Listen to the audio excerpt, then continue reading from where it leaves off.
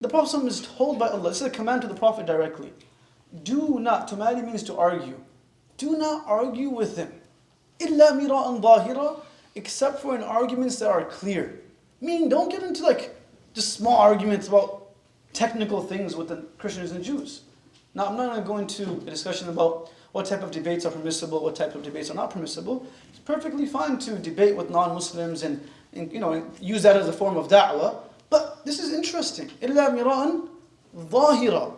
Don't argue with them except for in things that are explicitly clear.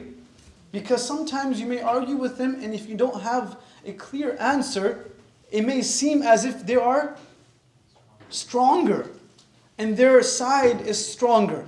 So if you want to argue with them, mira'an dhahira, argue with them in things that you have explicit proof, not in things that are oblivious, not in things that are ambiguous. Argue with things that are clear and proven. Ta'alaw ila kalimatin sawa'in baynana wa baynakum. That the starting point of da'wah is to call them towards the oneness of Allah, because there's absolutely no ambiguity within it. If you have to argue about that, go ahead and argue, because Allah has already made it what? Clear enough for us to argue about it. But don't continue having these discussions back and forth. No, it's like this and it's like that. Meaning that I'm telling you the number, but don't argue with him about it. It's not a big deal. Let it go. Don't argue over every little small silly thing. And this happens within families. It happens within friends. That we get caught in a small argument. Well, was it this date? Was it that date? No, it was the 24th. No, it was the 25th. And boom, for half an hour we're talking about what date it was. Who cares about the date? Talk about what happened. And it leaves, yes, a lot of times after the argument, we hug it out. But we're humans. It leaves a salty wound in people's minds. Right? It stings and it stays. That's why the tongue has such power that it can whatever you say, it can actually stay. Imam Shafi'i rahimahullah says that the wounds of the hand are such that you can actually cover them. But the wounds of the tongue are such that they cannot be covered, because you can't see them. It's interesting that sometimes you can say something to someone and you ask for forgiveness, and they will actually what? Forgive you. That's the first step. But who else has to forgive you? Allah has to forgive you.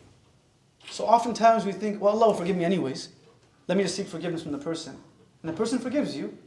But sometimes so sometimes what happens is, let's say for example, someone says something to me, and my mother hears it, right? My mother loves me. And I say, I forgive you. But guess who heard it? Someone who really loves me. She might not forgive you, because she loves me, and she didn't like what you said to me. Who loves us more than our mothers? Allah loves us. So if we say something to someone, the person might forgive you, but Allah's like, no, I didn't like that. I did not like what you said to my slave. And Allah could hold it. Hassan ibn Thabit anhu, for the sake of this topic, he was also caught amongst those people that accused Aisha radiallahu anha of the unspeakable act. He was amongst those people who got caught up in it, in the web of accusation with the munafiqun. And he also said that Aisha did this.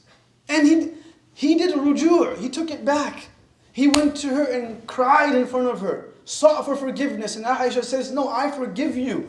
You are the sha'ir of the Prophet, the poet of the Prophet. You don't have to keep asking me for forgiveness. I forgive you. Years later, near the end of his life, he became blind.